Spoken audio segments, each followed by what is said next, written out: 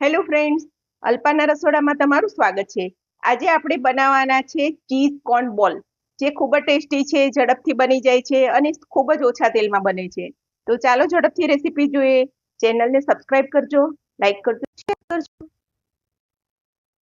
તો cheese corn બોલ બનાવવા માટે આપણે બધી વસ્તુ જોઈ લઈશું. આ મકાઈના દાણા મેં ફોલીને લઈ લીધા છે. આ છે સ્વીટ કોર્ન મકાઈ. આ ચીઝના કટકા કરી લીધા છે. 1 કપ આપણે સોજી લીધો છે અને 1 કપ ચોખાનો લોટ લીધો છે. બંનેનું માપ સરખું જ રાખવાનું છે. આ છે ચાટ મસાલો લીધો છે. આ ચીલી ફ્લેક્સ લીધા છે, મીઠું અને તેલ. તો આની આટલાથી આપણે રેસીપી બનાવશું. તો આપણે ગેસ ચાલુ કરી અને પેન મૂકી દીધી છે. જે વાડકી સોજી લીધી છે એ વાડકી જ આપણે પાણી લઈશું. તો 1 વાડકી આપણે પાણી ગરમ કરવા મૂકીશું. એમાં સ્વાદ પ્રમાણે મીઠું, એટલે 1 ચમચી નાની 1 ચમચી આપણે મીઠું એડ કરીશું. તો પાણી ઉકળી ગયું છે, એની અંદર આપણે આ સોજી નાખી દઈશું. સોજી નાખી અને ગેસ બંધ કરી દઈશું અને એને હલાવી અને થોડી વાર ઢાંકી અને એને આપણે બફાવા દઈશું. તો હવે ઢાંકી અને 10 મિનિટ રહેવા દઈશું. તો આપણે ચોપરની અંદર આ મકાઈના દાણા છે એને આપણે ચોપ કરી લઈશું. દાંત કચરા દાણા થઈ ગયા છે, તો એની અંદર આપણે આ ચાટ મસાલો નાખી દઈશું. આમાં કોઈ વધારે મસાલાની જરૂર નથી રહેતી. અને આ ચીઝ ક્યુબના જે કટકા કર્યા છે આપણે, એ પછી આપણે ભરતી વખતે એની અંદર એડ કરતા જઈશું. 10 મિનિટ થઈ ગઈ છે, તો હવે આને આપણે બાઉલમાં ટ્રાન્સફર કરી લઈશું. તો આની અંદર આપણે થોડો થોડો લોટ નાખી અને લોટ તૈયાર કરવાનો છે. આની અંદર આપણે પાણી પણ જોશે, તો થોડું પાણી નાખતા જઈશું. તો લોટ પણ નાખી અને આપણે લોટ બાંધી લેવાનો છે.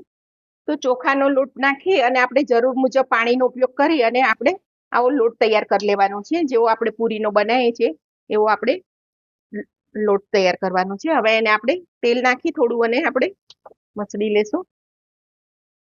અને આમાં થોડા ચીલી ફ્લેક્સ નાખવાના રહી ગયા હતા લોટમાં, તો ચીલી ફ્લેક્સ નાખી દઈશું આપણે. તો આપણા ચીલી ફ્લેક્સ મિક્સ થઈ ગયા છે. તો હવે આપણે કચોરી ભરી લઈશું. જેવી રીતે કચોરી ભરી એવી રીતે ભરી અને ચીઝ બોલ તૈયાર કરવાના છે. તો આપણે રોટલીનું ગુલ્લું લઈએ એવડી સાઈઝનું આપણે ગુલ્લું લઈ લેવાનું છે.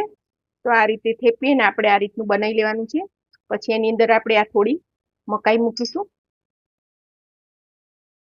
અને આ 2 કટકા આપણે ચીઝના મૂકીશું અને એને આ રીતે આપણે પેક કરી લેવાનું છે.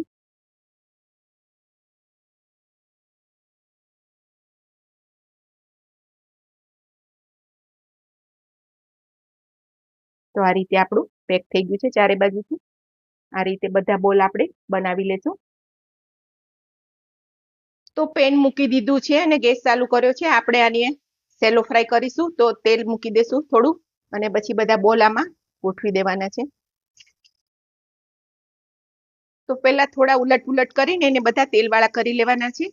તો આ રીતે આને થોડા થોડા હલાવતા જશું અને ધીમા તાપે એને ચડવા દઈશું. તો આપણે ધીમા ગેસે આપણા બોલ તૈયાર થઈ ગયા છે. આને આપણે શેકાતા 10 મિનિટ જેવું થયું છે.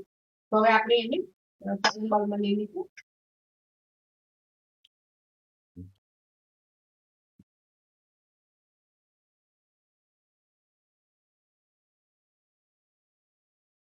તો આપણા ચીઝ કોર્ન બોલ તૈયાર થઈ ગયા છે. એમાં કોઈ પણ મેદાની કે લોટની જરૂર નથી પડતી અને સરસ રીતે સરળતાથી બની જાય છે. તો આ રેસીપી તમે જરૂરથી ટ્રાય કરજો. મારી ચેનલને સબસ્ક્રાઇબ કરજો, લાઈક કરજો અને શેર કરજો.